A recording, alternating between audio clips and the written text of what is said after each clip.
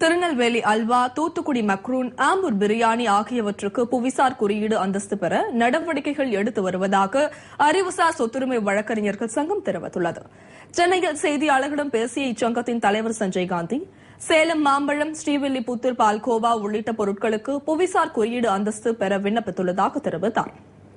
விரைவில் சென்னையை தலைமையிடமாக கொண்டு செயல்பட உள்ள புவிசார் குறியீடு அலுவலகம் இந்த அந்தஸ்தை வழங்க உள்ளதாகவும் அவர் தெரிவித்தார்.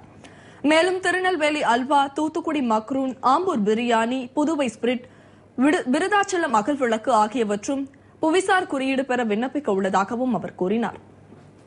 தமிழகத்தில் உள்ள திருநெல்வேலி அல்வா, தூத்துக்குடி மக்ரூன், காஞ்சிபுரம் காட்டன் சேரி, பாண்டிச்சேரி ஸ்பிரிட், உறையூர் சேலை போன்ற பொருட்களை புவிசார் குறியீடு பதிவகத்தில் பதிவு செய்திட ஏற்பாடு செய்து அதற்கான ஆராய்ச்சி பணிகளை செய்து வருகிறோம்.